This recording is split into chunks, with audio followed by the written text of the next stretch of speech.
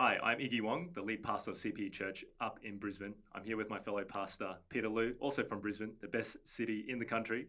And we're here with Derek Brotherson, who's the principal of Sydney Missionary Bible College down here in Sydney. Now, you've joined us for the Reach Australia podcast. Reach Australia exists to see thousands of healthy, evangelistic, multiplying churches across our nation to reach our country. Now, reaching our country means we want to reach every nation, every tribe, every tongue, which is why we're doing a special season now, pushing into the cross-cultural space, thinking especially how do we reach the Asian Australian communities in our nation. So, without further ado, let's get into the conversation. Thanks for joining us, Derek. It's great to be here, Iggy, in Australia's second best city, Sydney. Second best city, yep, I like that. Now, great that you've joined us, and you've started in a new role. How long have you been in that role at SNBC? About 5 months. About 5 months, Wow. Yes. So it's been a probably challenging transition in COVID. Would that be right? Well, my first day of work, I thought I'd turned up at a ghost town. There was no one there. But praise God, gradually more and more people have been coming back to campus. Fantastic. Now, you've returned from the mission field, actually. So you've been doing work in Southeast Asia, bringing the gospel to the people there. I want to start by just digging into a little bit about your experience in the mission field. But firstly, what was it that got you there? What was it, I guess, that God did in your heart to help you see the need for that, reaching across cultures to bring the gospel to others, rather than staying here in Australia? Yeah. It was quite a long process for me, which began very much in the Bible and ended very much in the world. So while I was a university student, I just had this kind of really life-transforming experience where key people just got alongside me and read the Bible with me, went along to some Bible talks that just took me deep into to God's plan for the world and for me, and just came to understand how precious the gospel is and what claim Jesus makes on my life, and just how revolutionizing grace is. So that was the beginning of the journey. I guess later on in the journey, I started to think about what it might mean for me to deny myself, take up my cross and follow Jesus. And that just as the gospel had become so precious to me, how important it was for people who didn't know the gospel to have access to that. I started dating a girl who had a dream of being a missionary for a very long time, and that really moved things along in the direction of not just ministry, but ministry in another country. And as we journeyed together, got married, went to Sydney Missionary and Bible College and got exposed to visiting missionaries from all over the world every week, more and more we started zeroing in on wanting to go to a place where there were unreached people groups, where people had little access to the gospel, and particularly the Muslim world for us. That really started to pull on our heartstrings as we heard stories of what barriers they face in hearing the gospel and what little access they have to gospel messengers. So tell us a little bit about your work then. What kind of work were you involved in on the field? So you've kind of had that journey. What was it like when you got there? What was the work that God had for you? Yeah, so we had the privilege of joining a team of missionaries with our organisation who'd been there for some time and had developed a really well thought out strategy. So in one sense we could sort of move in and join in that. And that strategy was to be coming alongside local believers and inspiring them, equipping them, training them to take the gospel to the unreached of their own country, often moving to a people group that was not their own but was nearby, so they were near culture people.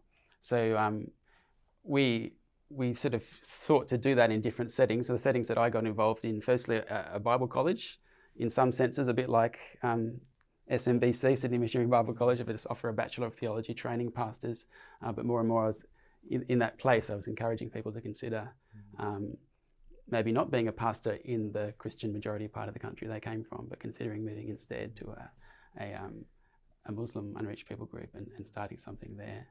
Yeah, That's really fascinating because that's a big shift. I mean, even amongst us here in Australia to move from thinking about pastoral ministry to reaching cross-culturally. So what were some of the challenges, what were some of the things that you needed to talk through with those students as you kind of bridge that? Yeah, probably one big thing, and this was quite different to the Bible college scene that I'd faced in Australia, was that individual students really fitted into a family structure and a church structure, which was probably much more influential than their own mind and will. So at first, my approach was to hope to see transformation in their heart and take them deep into the world, expose them to the needs of the world, and then see where that leads. What I found was I ended up with a whole bunch of students who were passionate to go to unreached people groups, but their parents or their church or other structures that sat around them were vetoing that. So I realized in a communal culture, a family-oriented culture, that a broader approach was needed. Yeah. Iggy and I certainly resonate with that. That's something that's very common, particularly for our second generation Asians who are convicted by the gospel, who just hold on to that and feel led into ministry. So what did you do? How did you respond to that then, having recognized that? Well, probably one of the best things that saw us move forward was nothing that I did, but it was an opportunity that God opened up. A Southeast Asian agency in their own country had a vision for sending people out, and they wanted to start up a mission training center, and me and another colleague from our mission agency just got asked to be part of that project, and so we were involved in setting up the school, writing the curriculum, and then for the last 8 years I was there teaching at that school. And so the reason that was such an answer to the need was that here was some really good structures and church support, which would set up teams, provide training, and provide some of those structures that are needed to support individuals who've developed a heart for mission. So as you dealt with students who were struggling with family challenges as well, what were some of the helpful things? So obviously having these more set structures in place was maybe provided a little bit more confidence for the families. Were there other things that were helpful to help the students actually navigate that tension between family and committing to ministry and the involvement of the family in that decision and things like that? Yeah. So I guess some of the things that I saw that helped negotiate that journey where a student gets a heart for mission and a family who are nervous. One of them is this is probably more what I learned from students rather than something I taught students, and that was to show great respect for family. The Australian way might have been just to say, I don't care what you think, this is what I'm doing, this is God's calling in my life. But respect for parents is huge there, and I've come back from my part of Asia really admiring that and thinking there's a lot of area for people in Australian culture who have less of that, or less respect for elders. There's a lot of area for us to repent. So for students to work humbly through their changing heart with their parents, and not to go on some journey without their parents and then suddenly dump on them, I want to do this change of direction, but to show respect for their ideas, listen to their impact, listen to their ideas, get them talking to other church leaders who are more supportive of mission, and just see a gradual change. That would be one area. I guess just another area is just to keep bringing it back to God and the Bible, and why is it that we want to do these kind of radical things? Because ultimately, I mean, I've just talked about respect for parents, and that's good, but ultimately the number one is God. The number one is Jesus' call upon our life. It's not parents, and it's not any other source of authority, whether it's me as a lecturer or a mission agency rep or whatever. And I think to help students put God number one, and to hear those radical calls, like if you do not hate your mother, your father, you're not ready to follow me. That kind of passage was very radical, but just to get students actually interacting with that was another thing. Give us a crash course for our Australian audience. What are some starting points as we seek to engage with migrants and just a different worldview? What are some things we can be thinking about as we try and step into that? Yeah, so I guess I've got an experience of being a migrant, so going to Southeast Asia. It's so hard. It can be very lonely. You're constantly sort of put out by cultural misunderstandings, just wondering if you're doing things wrong. So one thing I really appreciate about key locals that got alongside us and loved us was just their acceptance and patience with us. So that's a key thing that people who've been in Australia for some time can do to more recent migrants. But then just recognising what a massive different worldview they might bring with them, just as I brought to Southeast Asia, just to see. I used to sometimes say when I first arrived in Southeast Asia, I've moved to a country that's almost neighbours with Australia, but I feel like I've moved to another planet. Like just the way everyone interprets what I say, what they're aiming for in life, what motivates them. These are all such different things, and so I think that's a really key thing when we're doing ministry to people who are different from us, is just to realise how much we need to understand their worldview, understand what is it that drives this person, what is it. And how do we do that? How do we take steps to actually understand someone else's worldview? Yeah, I think it's a combination of reading what people with insight have written on the relevant cultures, and just real open engagement with those people with a really learning heart. So reading's important because people from a culture aren't always the best people at explaining their own culture. They can't analyse it with a step back. They get better and better at that once they can contrast it with a second culture. So to read about the Asian worldview or the African worldview, the shame worldview and so on, that really helps. But then to get to know the individual or the group that you're interacting with, and just to ask really key questions that get at what's in their heart, what motivates them. Like I learned through my time in Asia, both from books and from the people I talked to, how much shame was a key factor. What do other people think of me? What happens if I get shown to have done something bad in front of others? That's such a strong motivator. In the classroom, if people were caught out doing plagiarism, if they felt like if it never got caught, it was okay. But once it was caught and they had to face the shame of me talking to them about it, so it's just working out what's motivating people.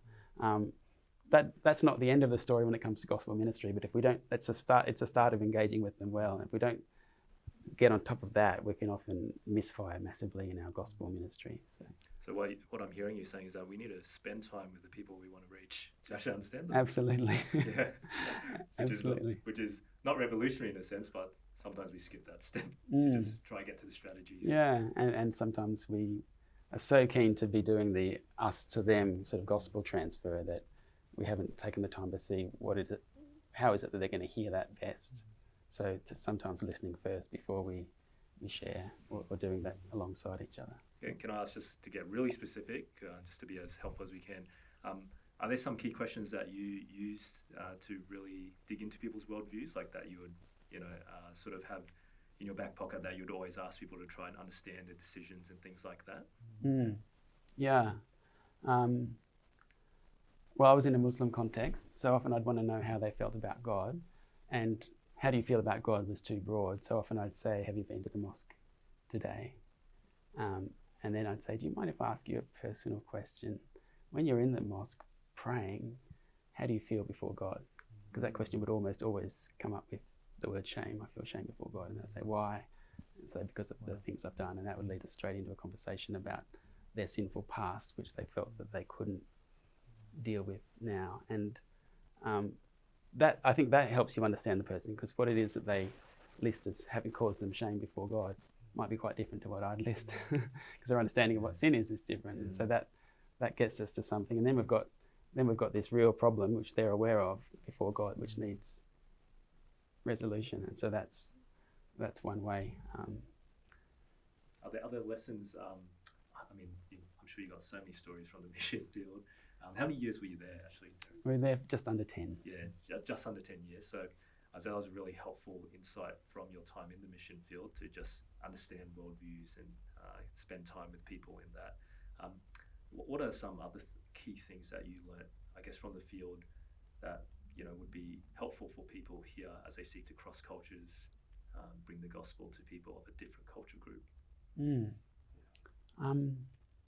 Yeah, there's lots of things. I guess one thing that I increasingly became aware of as we were doing our ministry in Southeast Asia was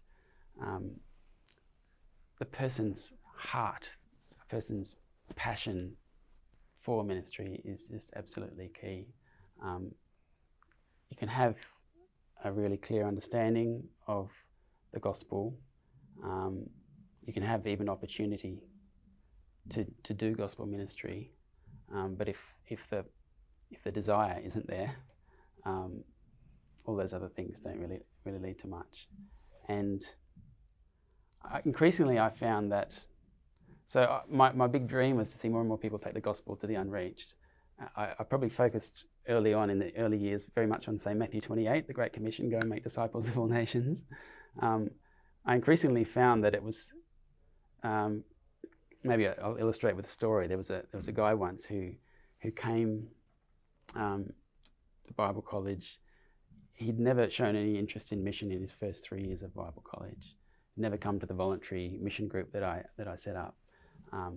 One day at the end of an Old Testament class where we talked about sacrifice and ended up going through to the sacrifice of Jesus, he came to me after class and said, I've always relied on the good things I do to be right with God, and today you said it's relying on Jesus' sacrifice. And all that conversation ended up leading to him praying a prayer of faith and repentance, basically coming to faith, understanding the gospel, coming to the faith for the first time. A few weeks later, he turned up at the mission group for the first time and said, why are you here? And he said, I want to take the gospel.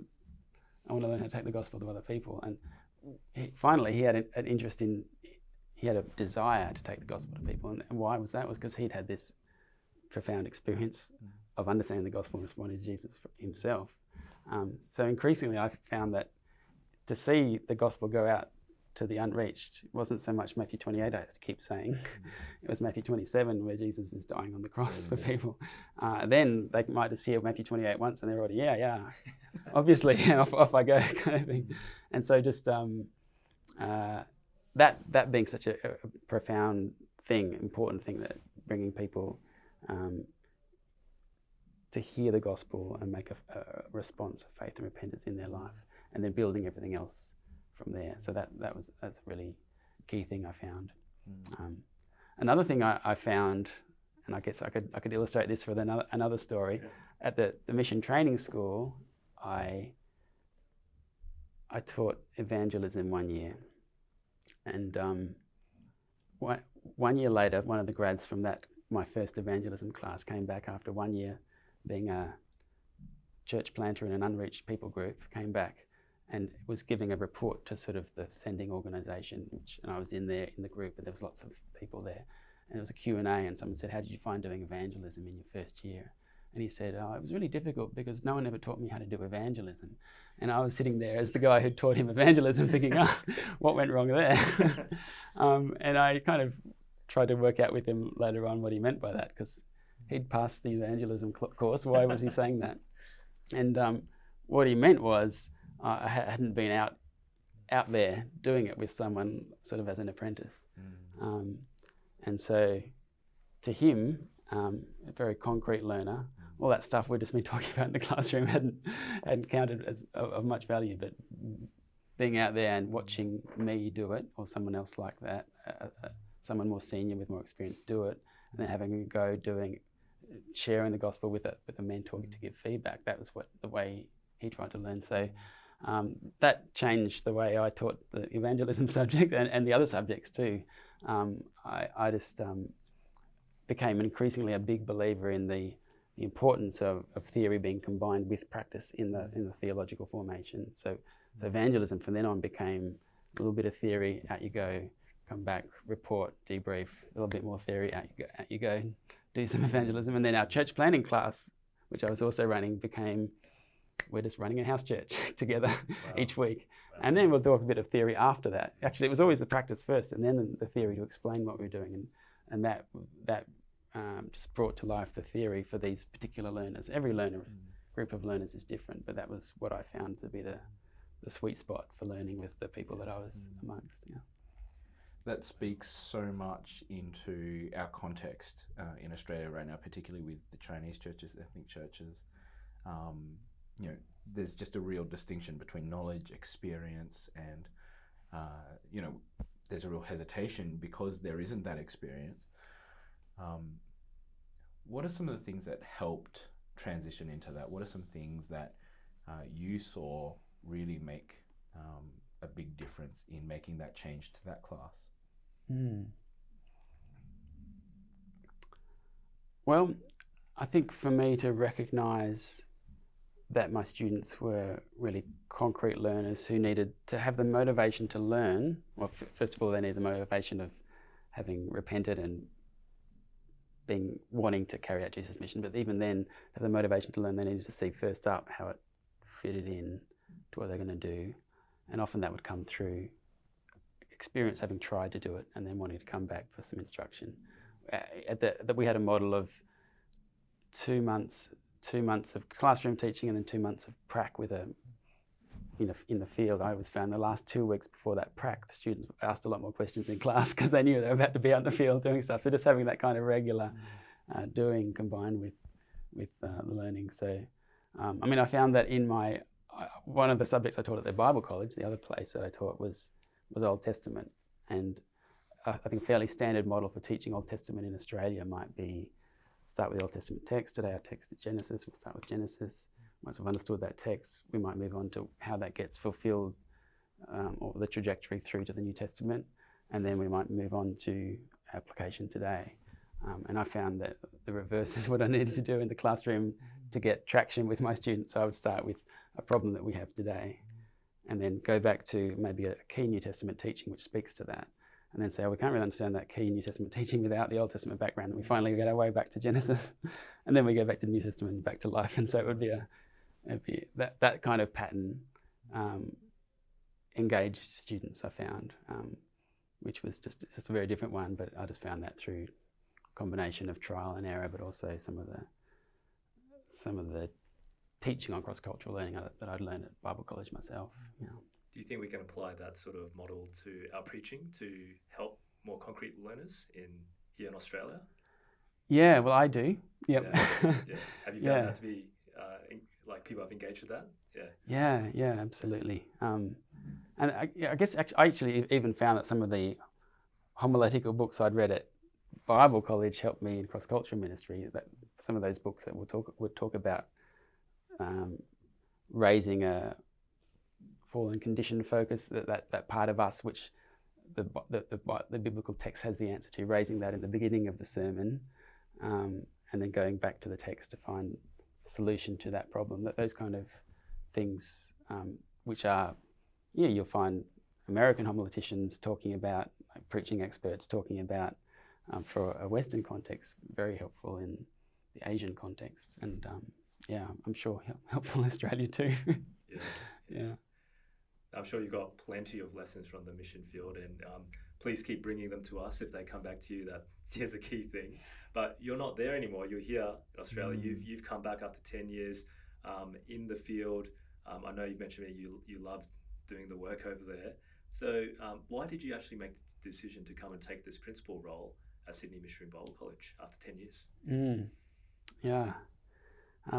My wife and I studied together at SNBC before we went to the mission field, and it was just an amazing, transformative 3 years of our life. And for the 10 years while we were there, the ministry, though it was hard, we felt really well equipped for that, and we just came to really increasingly treasure SNBC as a place which is carrying out a really important function in God's world, as our other colleges, but we just came to appreciate what a wonderful platform had been laid. When we got invited to apply for the role of principal, we thought, this is no small thing to lead that college and to continue that legacy and to continue to think about how the college needs to adapt into the new world. That's a really key role, and if SNBC thinks we're the best placed ones to do that, we wouldn't want to say no to that in a hurry. So we thought about that a lot and prayed about that. It was very hard to leave what we were involved in Southeast Asia because we were really invested in that and loved doing that, and we're quite settled as a family. But ultimately we thought, this is what God has for us, and our passion to see the gospel go to the unreached hadn't dimmed over those 10 years. It had grown, but we felt that being part of something like SNBC, which has a strong tradition of sending people to places like that, this would be a new way to be part of God's global work. And so we ended up coming. Now, relatively speaking, you haven't been back for all that long, But what do you see, in the next 10 years at college, and where that will go? And what's the future there? So there are, Australia, it seems to be changing rapidly. I don't know if just because I've been gone for 10 years, but it does seem very different to 10 years ago. Yes, there's, I guess, constant immigration is changing that, but there's also other factors that seem to be changing the political, cultural landscape really fast, and that impacts the world we're trying to reach and the way we need to be communicating the gospel. So I think at SNBC we need to be, as other Bible colleges and churches, we need to stay really sharp on what's been at the core of SNBC from the very beginning, which is Bible and missions. We have this, God's mission is why we exist, and we're seeking to carry that out in Australia and around the world. That sort of focus on the world and that focus on people, but to make sure we're doing that in a way that's faithful to the Bible. I think we have this same goal of bringing the Bible, bringing the gospel to the world, but we have to keep changing the methods, keep updating the way we're doing this as the felt needs of the people around us change, as the ways of communicating need to change with different ethnic groups, with different defeated beliefs that Australians have and others have. So I think for SNBC, we want to just continue with our group of faculty, with all their different specialties, to continue to think of what does the way the world is changing mean for my specialty and how we communicate it. So I want us to be a sort of constantly evolving group of people who have got that kind of agenda driving what we do. You've been involved in theological education for quite a long time in different contexts in Southeast Asia, over here. Obviously, this is something you value, theological education. How important is it in terms of the wider picture as we equip people for the work of the gospel? Many of our listeners, they might just be lay people. Is there a place for them? Is there only something that full-time pastors should be involved with? What's the place, I guess, of theological education do you see in terms of helping us reach cross-culturally here in Australia, but I guess sending people overseas as well? Yeah. I guess I want to start by answering that question by upholding the value of the local church. Like, the local church is the place where Christians gather. It's the place where we can hear the gospel and be discipled in that, and it's the place where we can continue to grow in maturity and then do our ministry amongst one another and reaching out to our local neighbourhood. So I wouldn't want anything I say about Bible colleges to make us think that the local church isn't somehow inadequate. But Bible college, I think, can be like a parachurch institution, something that sits alongside church and helps and strengthens the local church.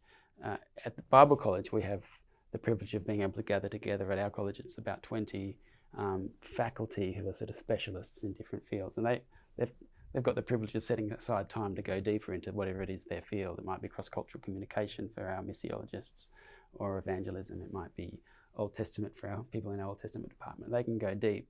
They can think hard about really important questions related to their discipline and the world. And so we can, in an intensive way, we can come to Bible college and be trained very quickly in some of these, and get some life tools that we can use throughout our life and our ministry. And whether we do that full time and we're heading for vocational ministry and want to be a leader in the church or a missionary, or whether as a lay person, we've got time in an evening to do an evening class to grow in our understanding, which will lead to us being better Bible study leaders, more committed prayers, or whatever it is. Both of those are wonderful things, and I've only been at SNBC for 5 months, but I've meeting lots of full-time and part-time students. I'm constantly hearing testimonies of people who've just found that just doing one subject has really just changed their outlook, got them really excited. Speaking to someone the other day who was doing a course we have at SNBC, which is God's Church and the local church global mission. So talking about the role of the local church in global mission. That person was so excited to go back to her church and see that church really galvanized to be more proactive in sending people, supporting people. So yeah, it can be great just to come along and do one subject if you have the time. I've also met quite a few people who are full-timers now, and I asked them how that happened, and it started by doing one subject. So you might dip your toes in and discover that there's a full-time study leading to a lifelong vocational ministry. That story plays out quite often. Yeah. So how can churches then be partnering with colleges as we seek to train and equip people? How can we do that better? Yeah. Well, I think it's great when churches and Bible colleges have good communication, especially when churches have someone in their church going to a Bible college, because together then we are helping to equip a future pastor or chaplain or student worker, whatever it is.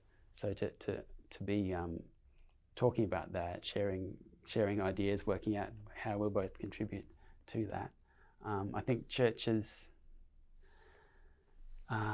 it's great when churches have a vision for beyond their own area and are constantly thinking about sending around the world. And so to be looking at those people in our congregations who are gifted and encouraging them to think about long-term ministry, if they might have cross-cultural gifts or maybe somewhere else, and that coming to college is a way of preparing for that.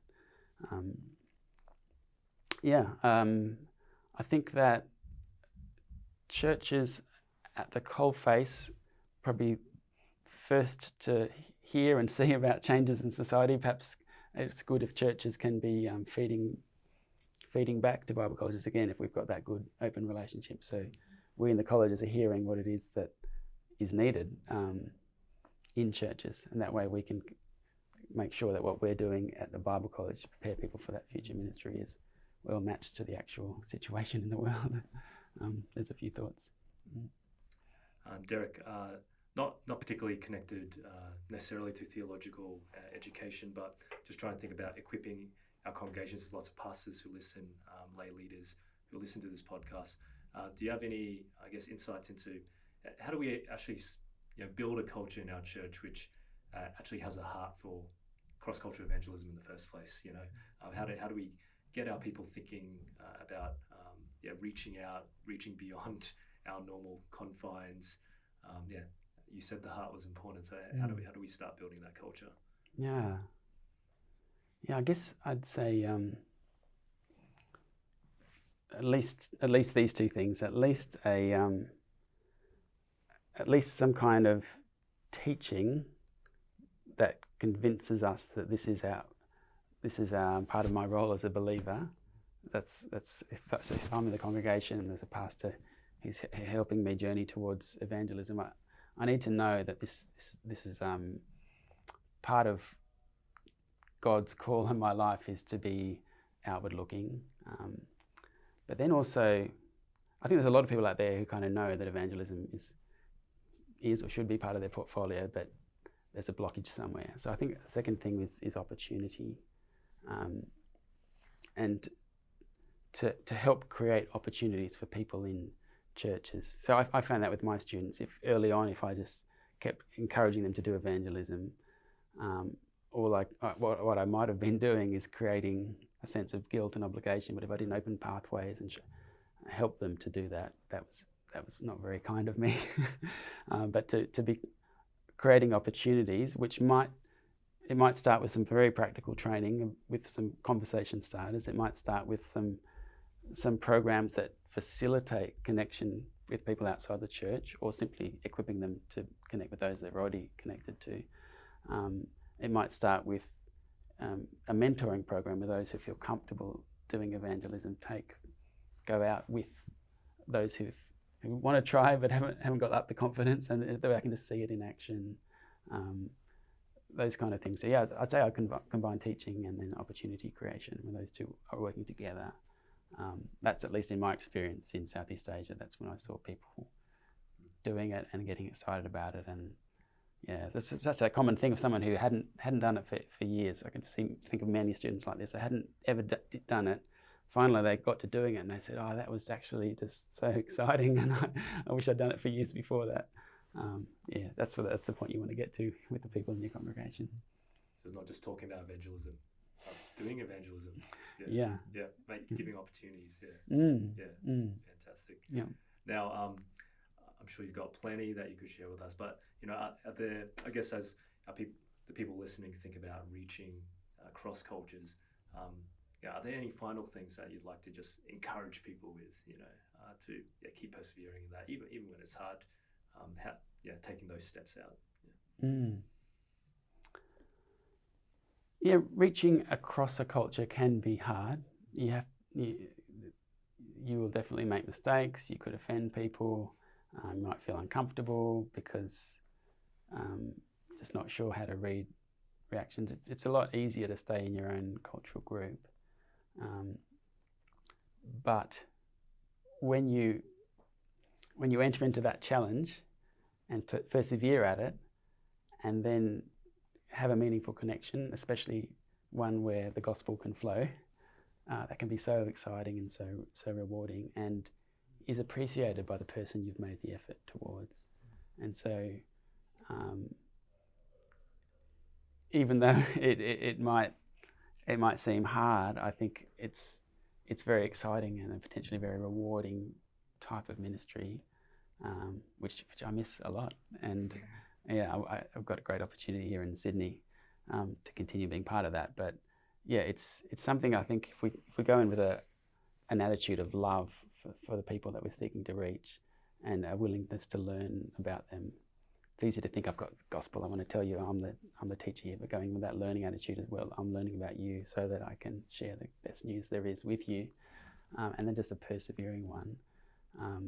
It can be very rewarding because, especially with immigrants, they may not have many people making that effort with them. So there's great opportunity for exciting things to happen. Are there any particular resources that you think would be helpful for people to check out and investigate as they think through some of these things? Sure. One book I found really exciting to read, and actually read with my students because it was translated, a book called Stubborn Perseverance by James Nyman. It's a book written by a group who've been doing church planting in a Muslim context for decades, and just basically is written to equip us to be reaching out and then planting churches through stories, short chapters, really engaging and really illustrate some of the key principles. And I think there's a lot in there that would apply to ministry. There's a lot that won't. There's a lot that would apply to ministry in Australian context, especially amongst Asian people or Muslim people. So that's one, Stubborn Perseverance, I'd recommend. Another one, if you want to dig into the whole shame, guilt, fear, different worldview kind of scene, is 3D Gospel by Jason Georges. That is a really short but good introduction to the different ways people think and the different things that motivate us, and therefore how we're going to hear the good news of the gospel, and which part of the goodness of the good news is going to strike us most at first. Those are two books that will stimulate thought, particularly ministry in an Asian context. Thanks, Derek, for joining us and sharing with us today. We've really appreciated your time. My pleasure. You've been listening to the Reach Australia podcast. We've been joined by Derek Brotherson from Sydney Missionary Bible College. We exist to grow healthy, evangelistic, multiplying churches that reach all nations here in Australia. So we hope you've enjoyed your time with us. Please check out our website, reachaustralia.com.au, for future podcasts and more resources.